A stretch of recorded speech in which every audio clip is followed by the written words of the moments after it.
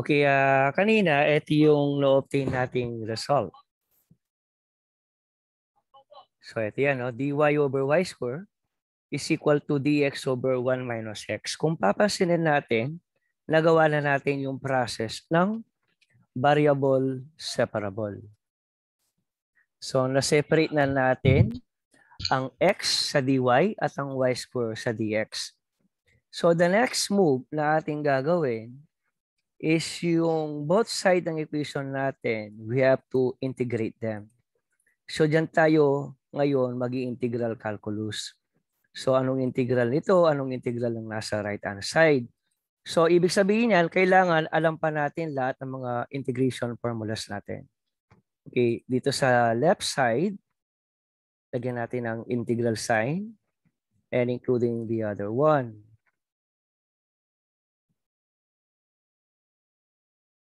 Yung nasa left side, actually, pwede kong manipulain yan.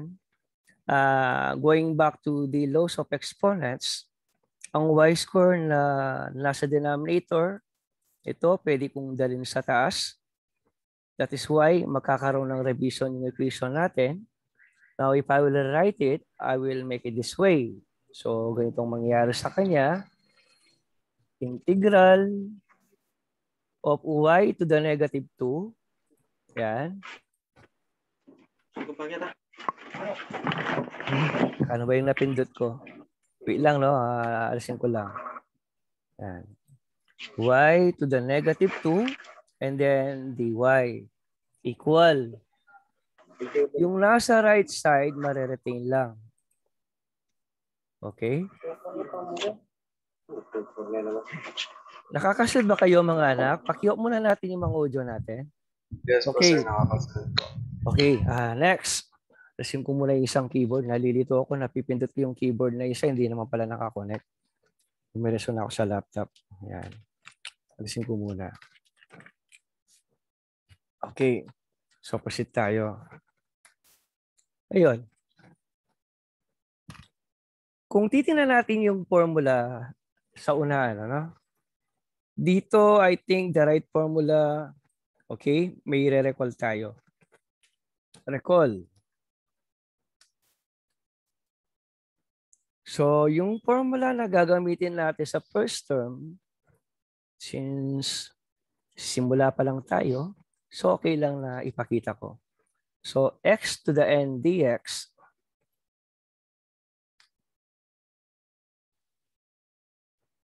is equal to this one.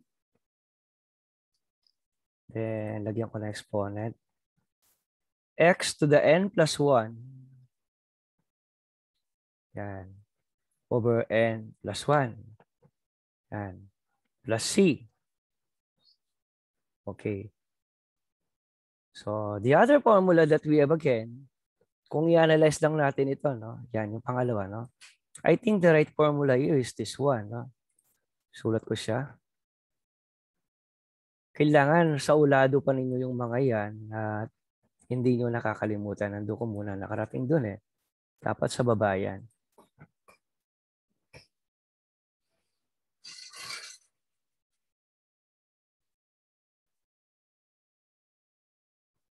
So the integral of, then, dito, du over u is equal to ln of u plus c.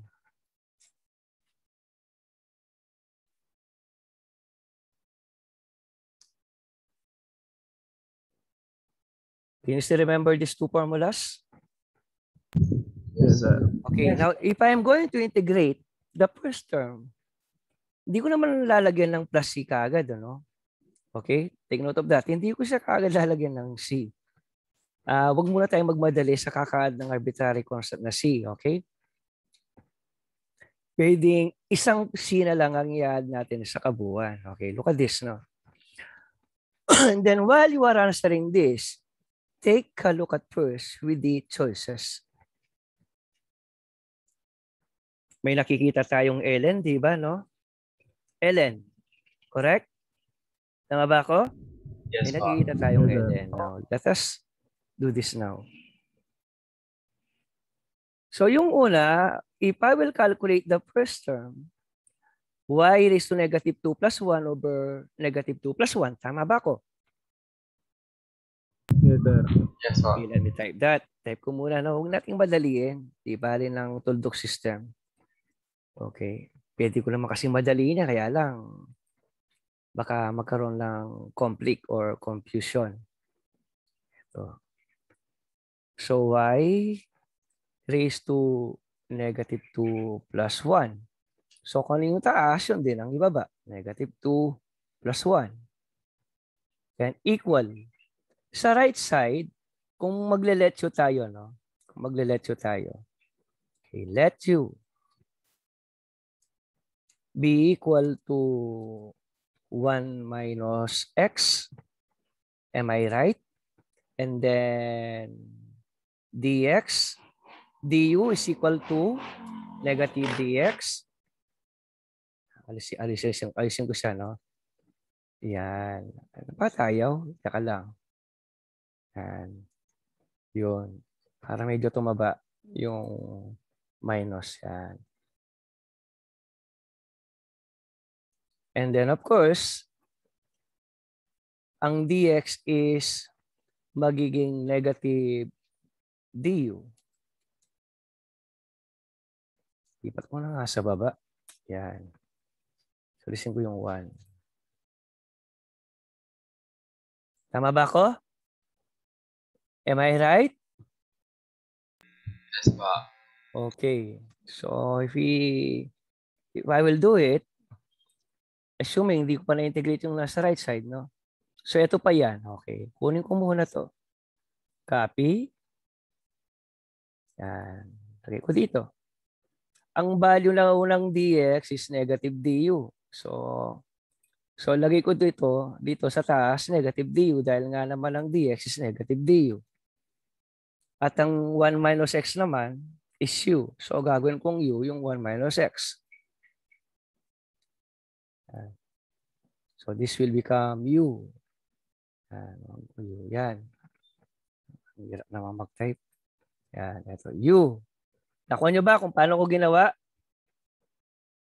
Yes, sir. Okay. So, ibig sabihin, yung minus sign sa taas, pwede kong ilabas ng integral symbol. So, negative du over u. Kaya lang, ano ba ang integral of du over u? Okay, no? Okay. Ano ko muna yan? Copy-paste ko muna. Copy. Yan. Maganda yung ganyan, may animation. Para kita niyo talaga. Okay. Kaya lang, ang du over u, ang integral of negative, integral of du over u is ln of u plus c. Ayun, di ba ito? Yan. So, lagay ko yun. Copy. So, ito pala, ln of u yan. Paltang ko. Plus c. Yung c, pwede ko lagyan ng ln. Can you follow, class? Kasi nga, may lateral log yung u natin. May ln siya. Pwede ko lagyan ng ln, c yung nasa right. Kasi nga, tinitingnan ko yung mga choices. Bakit ba ang x minus 1 at c magkasama? Tignan natin, no? Bakit ang x minus 1 at c magkasama dito? Ayun, no? C and x minus 1. Can you follow, class? Can you follow? Yes, sir. Yes, sir. Kaya lang ito, negative 1 ito eh. Ngayon, kung negative 1 yan, i-simplify ko muna yung nasa left. Hindi ba ito, ano na lang ito, kung si-simplify ko yan, y raised to negative 1. Tama ba ako? Over negative 1. Yes, sir. Okay, ito sa taas is magiging negative 1 na lang yun. Itong nasa baba is magiging negative 1 na lang. Can you follow?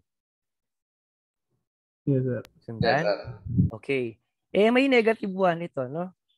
May negative 1 ito. In-add ko yun. Okay, tinan nyo lang maigi, no? Dahil ito, yung C is arbitrary constant yan, mga anak, no? Arbitrary constant yan. Tingnan nyo gagawin ko, no? I-multiply ko yung buong yan. Okay.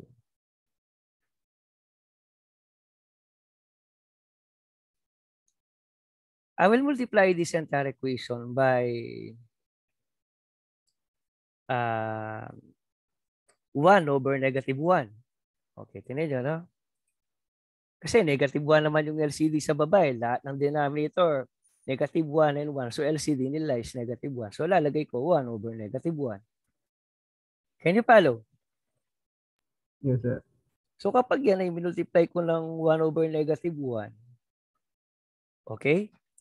Itong nasa left, magiging positive na yan. Tama? Ito magiging positive. Correct ba ako? Yes, sir. Tapos yung LNC. Magiging positive. Teka, ano ba muna yung U? Ang U is 1 1 minus minus X. X. So pwede ko nang palitan ng 1 minus X yan. Okay? Dito, pwede naman akong di mag-add ng plus C eh. Pwede kong gawing minus yan eh. Kasi arbitrary constant yan. Di naman natin alam ang exact value niya, di ba? So we have to manipulate it. Can you follow? Instead na mag-add ako, mag-minus ako. Nakuha ba natin? Yes, sir. Guess ba rin nyo? Okay, so try natin i-finish na yung solusyon natin. So nag-manipulate lang ako dyan. So kapag minultiply ko ang buong yan ng 1 over negative 1, ito magiging y to the negative 1 na lang. Yung maigi, no? So I will make it y to the negative 1. Yan. Y to the negative 1. Kasi nga, positive eh. Equal. Ito magiging ln of 1 minus x na lang. Am I right? Yes, sir. Tama. And then next, ano yung isa? C. Tingnan muna natin yung mga choices sa taas. Oh, may chance. May chance. Okay, tingnan natin, no? Plus ln C. Am I right? Tama Yes, sir. ba ako? Okay. Yan, okay. Tingnan natin, no? Ayan, pagdating dito, ibababa ko yung y over negative 1. Yung y to the negative 1.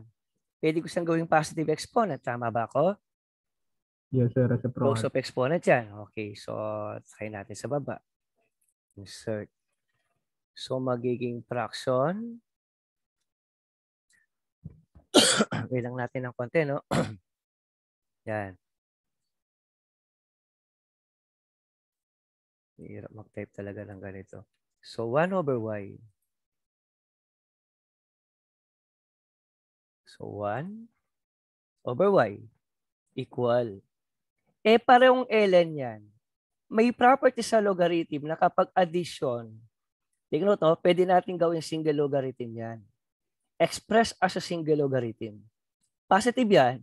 So, ibig sabihin, yung 1 minus x at c, pwede nating i-multiply sa isang ln lang. Pero kung minus yan, magiging denominator ang minus sign. Ang may minus sign, yung c. Hindi follow? Pero dahil parehong addition yan, so I'll type ln and then a bracket, pag-iisahin ko na lang as a single logarithm. I will type c and then 1 minus x. Can you follow, class? Pero kung halimbawa, minus nilagay ko dito, 1 minus x over c, isang logarithm pa rin. Okay, by this time, okay, simplify pa natin. Kaya lang, dapat, abang nagsosolve ka during the licensure, tinitingnan-tingnan mo yung choices. Hindi follow? Ayan. Siguro malapit tayo dito sa unaan, ano? Tama ba ako? Diyan tayo malapit. O, tingnan natin kung magagawa natin ng parang. If I will cross multiply y to the right side, magiging ganito yan. 1 is equal to, okay, y, ln, and then copy-paste ko lang yun.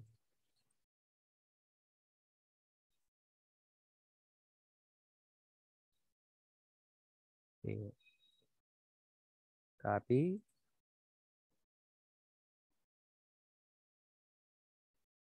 And paste.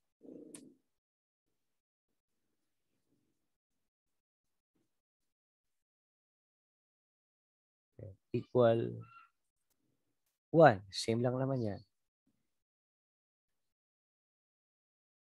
And this is our answer. Tumama ba doon sa taas? Tingnan natin. Nakuha ko ba yung tamang sagot sa taas? Yes po. Kamukha lang. Yes, sir. So, hindi yata. 1 minus x yun eh. X minus 1 po ata yung choices. Hindi, nakabaliktad yung pagka-type ko. Ayusin natin. 1 minus x yung lalagay dito eh. X minus y. Ah, yun, class. Di ba na, ayun, 1 minus, multiply by x minus 1 ginawa natin eh. Ay, ito. 1 minus x ito. Palitan natin yung mga given. Yan. Okay, na mali yung na-type natin. Andun, no? So, dito rin yung choices. 1 minus x ito. Ay, silang natin, ano? Yan, typo, yan. Typo si sir. Yan.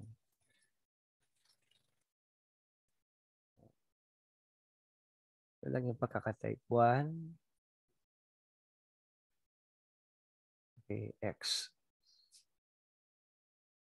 1. X. So, okay na ba? Klaro ba? Klaro ba Yes, yung sir. number 1? Okay, so let's proceed to number 2. Okay, ito yung number 2 problem natin. Yan.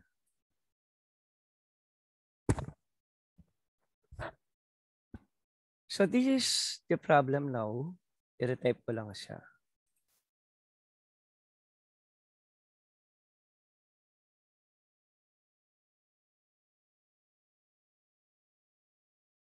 Now, if I will apply variable separable here, what will I do? Sige nga.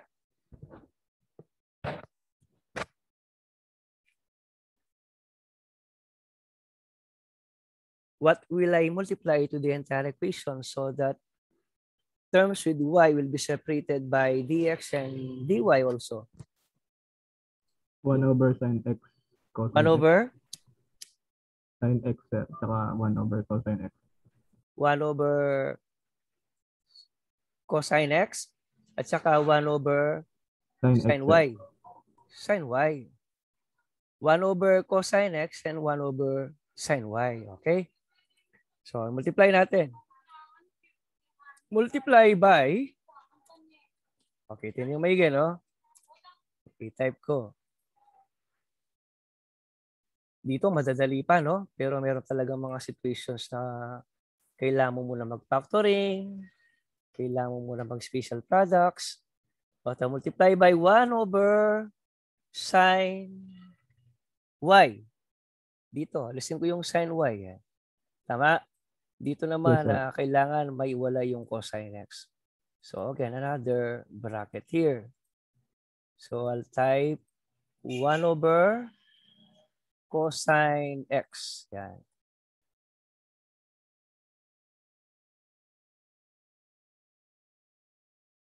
Yan. Okay? Okay na? So kung ganyan ang gagawin natin, if I will return to this equation, magiging ganyan yan. Okay? Dito, alisin ko yung may sin y, ano? And then, alisin ko naman dito yung may cosine x. Kaya lang, I will do something. Sa una, I'll make it fraction.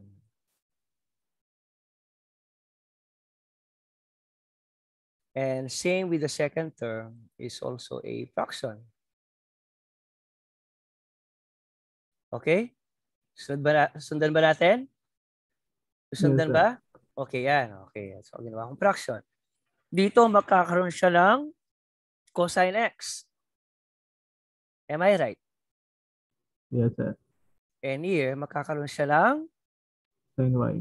sin y. Okay. And then afterward, we will then be proceeding to integration. Okay, copy-paste ko lang siya.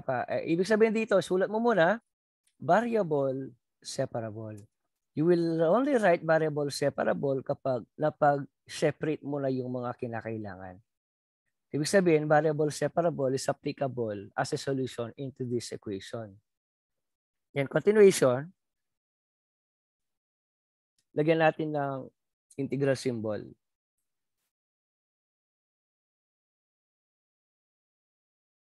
Okay, integral symbol tayo.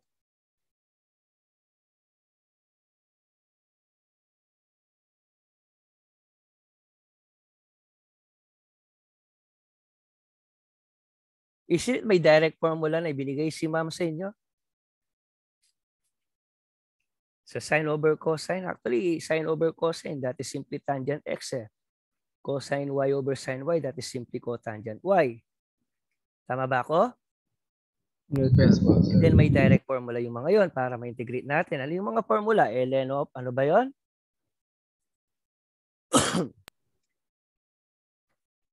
Lone second, yes, sir. Lone second. Yung isa, Yes, sir. yung isa,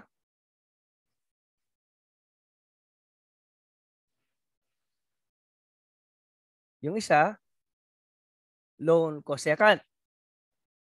Tama ba? Yes, sir. Kaya lang, kung magsasecond and cosecant tayo, tingnan niyo yung mga choices. May tutulong ba? Wala, sir. Wala po. Wala. Okay, so ibahin natin yung way. Now, kung susubukan kaya natin yung ano, ito, no, tingnan nyo, no? Pakita ko lang. Hindi sa lahat ng pagkakataon, yung direct formula. Pwedeng mag-usap dyan. Ano? Mag-usap. Okay, anong muna yung formula ng tangent U? Lone second U. Lone secant U. Positive. Yes, sir. Okay, so isulat ko, no, anak, no? Para magkaroon tayo ng basis of comparison para mas klaro. Okay, sulat ko siya. Lone second, hindi pwedeng palitan. Oh, pwede naman. Kaya lang, mas napaprolong. Tingnan natin yung best